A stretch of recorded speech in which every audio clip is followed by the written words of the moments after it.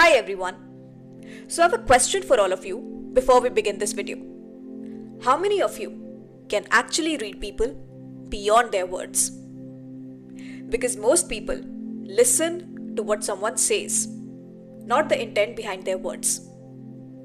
That's also the reason why so many people still believe this cliche, that first impression is the last impression. But the truth is, first impressions are never the last impressions. And Krishna knew this very well. Krishna didn't read people through their words or even their appearance. He read them through their intent, their fears, and the emotional patterns they are trying to hide. He sensed their unspoken emotions. That's why Shakuni could never fool or manipulate Krishna, because Krishna could read his intentions behind every move. In fact, for all of Shakuni's cleverness and strategy, he himself could never read Krishna. Because strategy can only read the next moves, but emotional intelligence reads people's intentions. And that's the difference between cleverness and emotional intelligence. And emotional intelligence is exactly the skill we are missing today. Because we are living in a world of showmanship.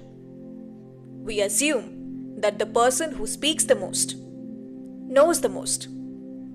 We confuse politeness with genuine care, flattery with respect, and we mistake being bold or outspoken for confidence. Emotionally intelligent people don't fall for these illusions. They read actions and reactions, not words. They read emotional patterns and not just temporary behavior in a certain situation. So let's break down how emotionally intelligent people read others, the Krishna way, using my signature 3P lens. Let's begin.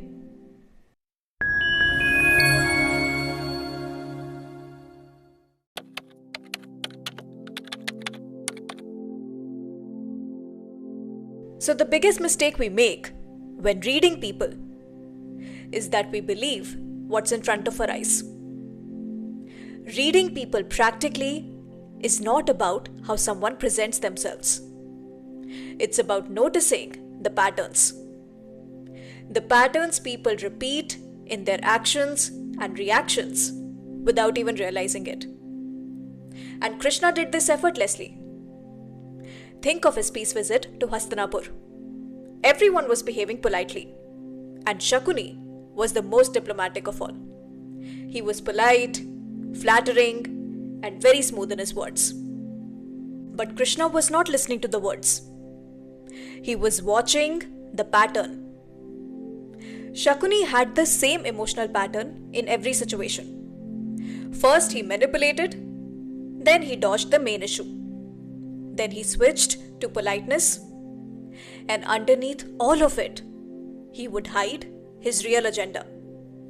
In psychology, this is called behavioral consistency. People reveal themselves through what they repeat, not what they say.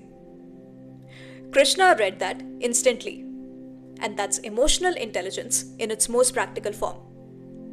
It's not analyzing faces or guessing motives. It's simply observing consistent emotional reactions that reveal who someone really is.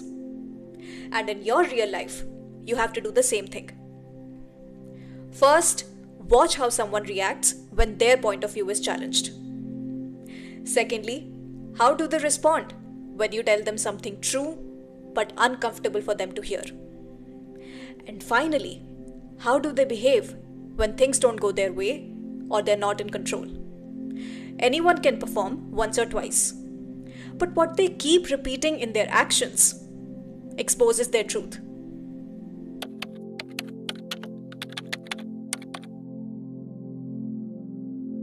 This is where EI becomes a power skill. Because behavior can be rehearsed, intent cannot. Emotional intelligence is also about knowing what game is being played before you enter a negotiation. Because the person who understands intent always has the advantage. Now, in the same peace visit to Hastinapur, Duryodhana welcomed Krishna very warmly. His behavior was very calm, respectful, and diplomatic in the beginning. He even offered hospitality to Krishna. But Krishna was not reading the behavior. He was reading the intent underneath that behavior. Because the moment the peace discussion began and Krishna negotiated, Duryodhana refused to give even 5 villages. And he had already planned to capture Krishna. Now Krishna knew from the beginning that Duryodhana was just pretending, because he saw the why behind his pretense. He knew that all that politeness was a trap. In psychology, this is called Attribution Theory, which is understanding the why behind someone's actions.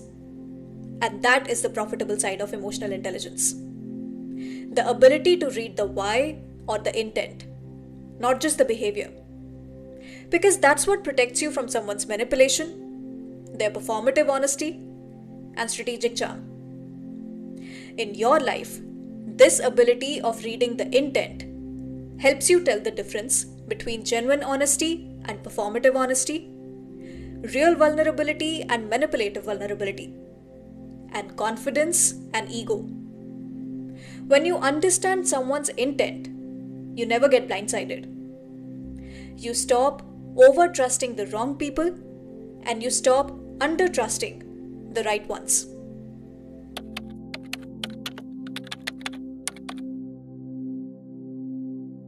Reading people is not judging them.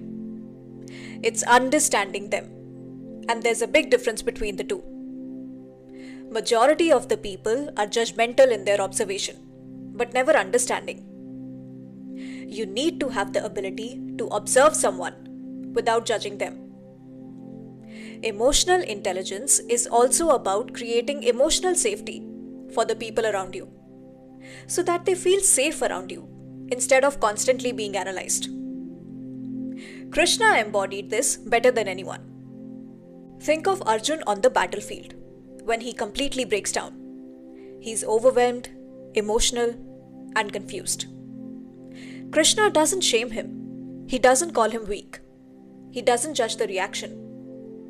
He reads the fear underneath, the conflict between duty and emotion, the identity crisis, the exhaustion of carrying expectations.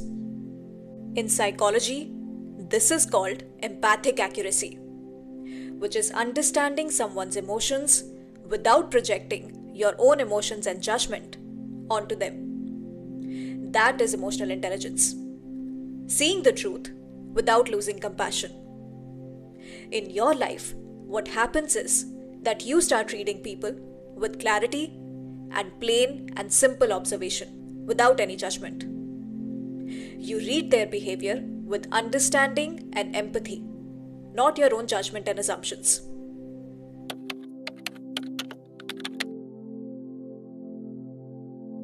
So time to bring all the 3 P's together. Practically, emotional intelligence develops your ability to see patterns. Profitably, it helps you understand the intent behind someone's actions and behavior.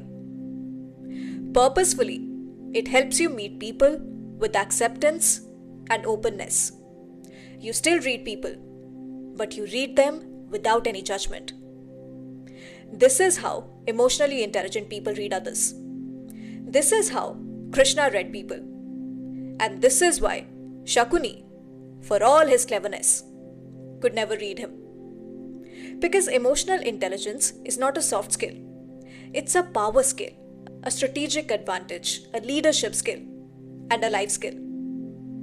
And the more you develop this skill, the more you become the kind of person who can't be manipulated, misled, or taken advantage of. Because you see the truth before everyone else does. As always, the research studies used in this video are linked down below. Thank you for watching, and until next time, keep building a better you.